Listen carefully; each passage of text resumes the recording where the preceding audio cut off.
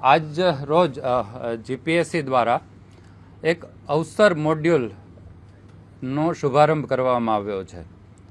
આ અવસર એટલે તક. તો જે પણ ઉમેદવારો જીપીએસસી દ્વારા ક્લાસ 1 અને ક્લાસ 2ની પરીક્ષા માટે એપ્લિકેશન કરે છે, એની પરીક્ષામાં બેસે છે, એનું ઇન્ટરવ્યૂ પણ ફેસ કરે છે, પરંતુ એનું ફાઇનલ સિલેક્શન થતું નથી. હવે આ બધા જે ઉમેદવારો છે એ છેક ઇન્ટરવ્યૂ સુધી પહોંચ્યા એટલે એ તમામમાં ભલે સિલેક્શન થવા સુધીનું કદાચ એ સિદ્ધિ હાંસલ ન કરી શક્યા, પણ એ તમામે ખૂબ મહેનત કરી હોય છે અને એ ખૂબ ખંતીલા અને હોશિયાર હોય છે, પરંતુ એનું ફાઇનલ સિલેક્શન થઈ શકતું નથી. એટલે માત્ર ને માત્ર જે અરજી કરે છે અથવા તો માત્ર પ્રિલિમ પરીક્ષા આપે છે એની વાત અત્યારે આપણે નથી કરી રહ્યા, પણ કોઈ પણ પરીક્ષામાં જેમણે અરજી કરી, લેખિત પરીક્ષા આપી અને ઇન્ટરવ્યૂ પણ ફેસ કર્યું, પરંતુ એમનું ફાઇનલ સિલેક્શન ન થયું, તો આવા જે ઉમેદવારો છે એ એક લેવલના એક સક્ષમ હોય છે.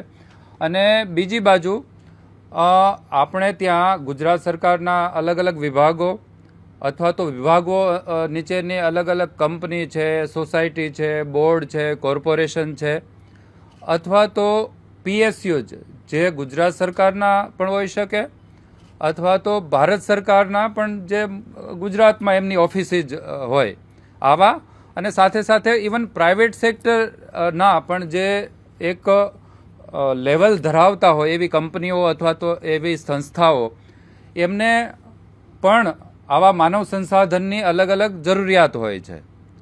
તો એક બાજુ આ લોકોને માનવ સંસાધનની જરૂર છે અને એક બાજુ જીપીએસસી પાસે આખરી સિલેક્શન થઈ ગયા પછી જે સિલેક્ટ નથી થયા પણ એક લેવલ છે જેમનું, એવા ઉમેદવારો ઉપલબ્ધ છે.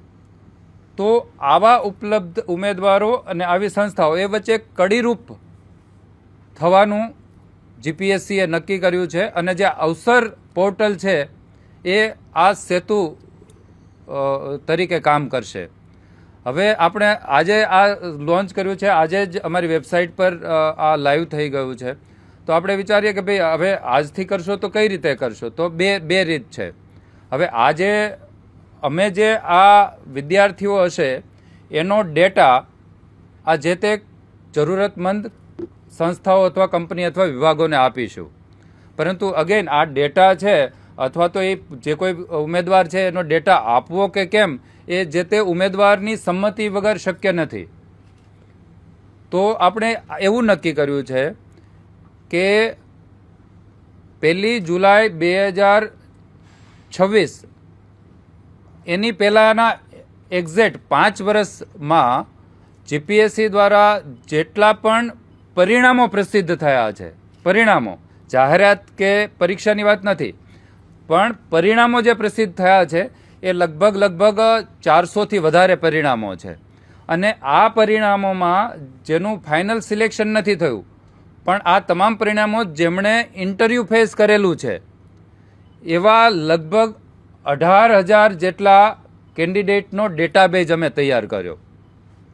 આમાં તમામ કેડર આવી જાય, એ વહીવટી કેડર પણ આવી જાય, ડોક્ટરી પણ આવી જાય, ટીચિંગ લાઇનની પણ આવી જાય, બીજી અલગ અલગ જેટલી પણ આપણા જે ગુજરાત સરકારના 27 જેટલા વિભાગો છે એના જેટલા પણ ક્લાસ 1, 2 અધિકારીઓ છે, એની જે આ મેં તમને વાત કરી 415 જેટલા પરિણામો બહાર પડ્યા, એ તમામનો અમે ડેટાબેઝ કર્યો. 18,000 જેટલા આવા કેન્ડિડેટ છે. આવા કેન્ડિડેટનો ડેટા અમે ઓનલાઈન કર્યો અને અમે સાથે સાથે આ જે જાહેરાત આપી આપના દ્વારા પણ આ જાહેરાત કરીએ છીએ, અમે સોશિયલ મીડિયામાં પણ આજે કરીશું. હવે આ 18,000 વિદ્યાર્થીઓ છે એ અમારી વેબસાઇટ પર જઈ એ પોતે કઈ પરીક્ષામાં ઇન્ટરવ્યૂમાં બેઠા હતા એ પરીક્ષાનો નંબર અને વર્ષ સિલેક્ટ કરશે, પછી પોતાનો કન્ફર્મેશન નંબર નાખશે, પોતાની જન્મ તારીખ નાખશે, પછી એને એક ઓટીપી જશે એ વિદ્યાર્થીને. એ ઓટીપી એન્ટર કરે ને નીચે એક સંમતિ હશે કે ભાઈ આ અવસરના હેતુ માટે હું મારો ડેટા પણ ફિક્સ છે, એવું નથી એનું તમામ ડેટા અમારે આપી દેવાનો છે. માત્ર એ જે તે ઉમેદવારનું એમનું નામ આપવાનું છે, એમનો ઈમેલ આઈડી આપવાનું છે, એમનો કોન્ટેક્ટ નંબર આપવાનો છે અને એનું એજ્યુકેશનલ ક્વોલિફિકેશન આપવાનું છે. આટલી વસ્તુ જ અમે જે તે કંપનીને અથવા સંસ્થાને આપીશું અને આટલી વસ્તુ આપવા માટેનું જ કન્સેન્ટ અમે આ ઉમેદવારો પાસેથી લઈશું કે ભાઈ આ અવસરના હેતુ માટે, એક રોજગારીના સેતુ બનવા માટે તમે આ તમારો ડેટા આવી કોઈ જરૂરિયાતમંદને શેર કરવામાં આવે એની સાથે સંમત છો. એમાં જેટલાની સંમતિ મળશે એટલા ઉમેદવારોનો ડેટા જ અમારી પાસે જે કોઈ માંગશે એને અમે આપીશું. હવે એટલે મેં વાત કરી, અત્યાર સુધી આજે જ લોન્ચ કર્યું એટલે આજથી 5 વર્ષ પહેલાં આપણે માગ્યું, પરંતુ હવે આયોગે એવું નક્કી કર્યું છે કે હવે પછી જે પણ જાહેરાત આવશે તો એ જાહેરાતમાં અરજીની સાથે જ અમે આવું કન્સેન્ટ મેળવી લઈશું કે ભાઈ જો આ તમે પરીક્ષાનું ફોર્મ ભર્યું છે, આ પરીક્ષામાં તમે ઇન્ટરવ્યૂ સુધી પહોંચ્યા, ઇન્ટરવ્યૂ ફેસ કર્યું અને જો તમારું ફાઇનલ સિલેક્શન ના થયું તો અવસરના હેતુ માટે ભવિષ્યમાં આવી કોઈ જરૂરિયાતમંદ સંસ્થા અથવા વિભાગને તમારો આ ડેટા આપવા માટે સંમત છો? એ હા જેની હશે તો એને અમે આપતા રહીશું. અત્યારે અમે શું પાશ્ચાત્યવર્તી કરીએ છીએ, પેલું તો અગાઉથી જ હવે પછીથી લઈ લઈશું. સાથે સાથે અમે સરકારના જે વિભાગો છે, પીએસયુઝ છે, સરકારના બોર્ડ, કોર્પોરેશન, નિગમ, સોસાયટીઝ છે, એ તમામને પણ પત્ર લખીશું અને આ 18,000નું આજથી જ અમે કન્સેન્ટ ખોલ્યું છે. એ 18,000નું અમે અલગ અલગ કેટેગરી પણ પાડેલી છે કે 18,000માંથી જે વહીવટી કામ કરી શકે એવા ઉમેદવારો કેટલા, જે ટીચિંગ લાઇનમાં પણ અલગ અલગ કામ કરી શકે એવા ઉમેદવારો કેટલા, ડૉક્ટરમાં હોય એવા કેટલા, એન્જિનિયર હોય તો સિવિલ એન્જિનિયર કેટલા, મિકેનિકલ કેટલા, ઇલેક્ટ્રિકલ કેટલા, આયુર્વેદ ડૉક્ટર હોય તો એ કેટલા, આવા જેટલા પણ અમારા 18,000 છે એને અમે અલગ અલગ કેટેગરી પાડી છે. હવે જે કોઈ ખાનગી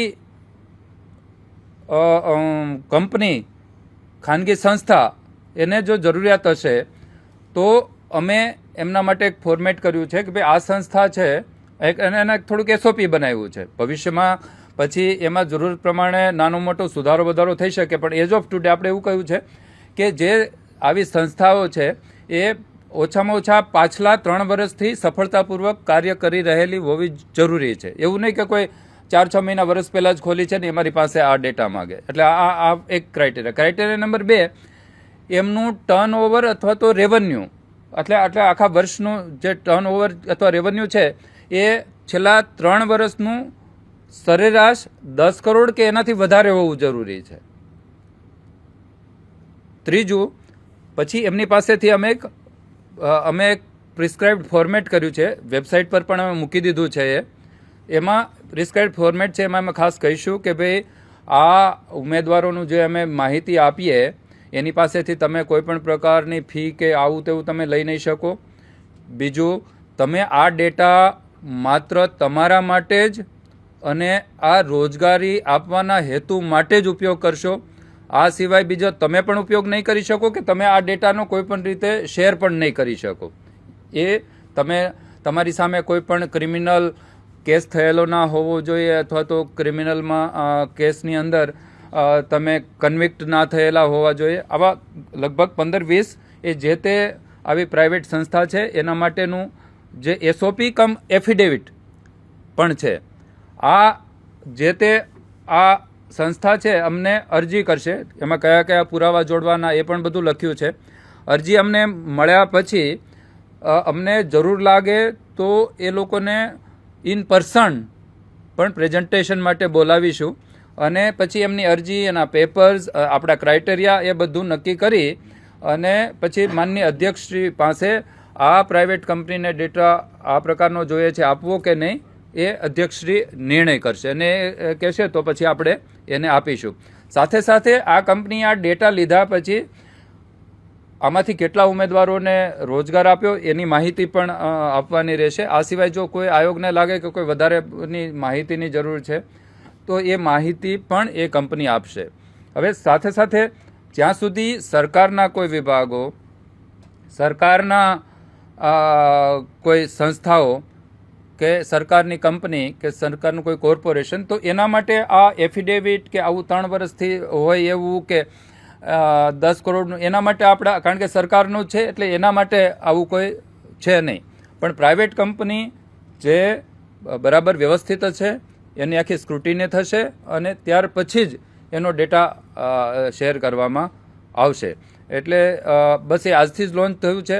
અમારા 18,000 જેટલા મેં કહ્યું એમ કેન્ડિડેટ્સ છે. એ બધા કેમ આ જાહેરાત થતી જાય એમ જેમને નોકરી અત્યાર સુધી ના મળી હોય 5 વર્ષની અંદર, અને જે આમાં ઈચ્છુક હશે એ બધા કન્સેન્ટ આપશે. જેમ કન્સેન્ટ આપતા જાય એ પ્રમાણે મારી પાસે ડેટાબેઝ તૈયાર થતો જશે કે કયા ફિલ્ડના કેટલા કન્સેન્ટ આવ્યા. એટલે 18,000 ઉમેદવારો માટે કન્સેન્ટ માટે આજે અમે ખુલ્લું મૂકેલું છે.